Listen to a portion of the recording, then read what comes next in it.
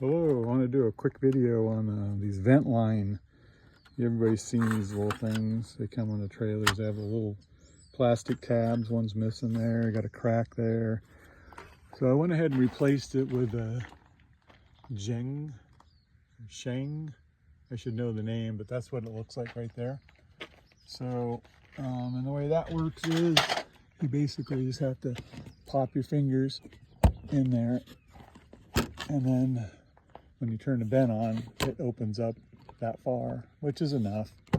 So what I did though is it does fit the mount. That's why I want to do the video real quick, is the mounting holes. So we have these 10 mounting holes.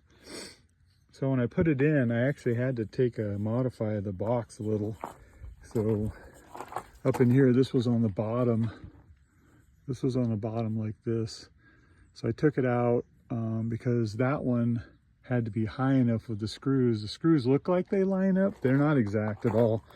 So I think these two lined up, but you had to have that hole high enough, right, to, you know, work in this hole here.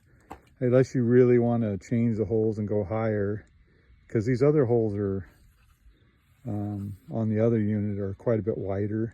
So I had to do new holes. So I went ahead and caulked the existing holes, and then went ahead and mounted this one with a double-sided butyl tape, and then screwed it down gently, you know, firm enough so it worked out well, and the tape squishes out just a little.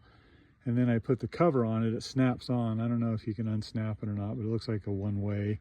You could probably pull it off, but then I put a bead of caulk around of the die-core non-sag, so it looks better. Now, one thing I do want to do is put some 303 on it or something, but I've heard good reviews on this. The reviews on this, not so good, even though this is only 15 bucks. I think I paid 20 to 30 bucks for the other unit. But anyway, I just want to do a quick video. It's possible to do. There is slop between this and the frame, but it really just depends where your stove is in there, because you might have enough room to get up there without having to modify it. But I didn't, because mine was down more in the lower position, if you will, to the hole.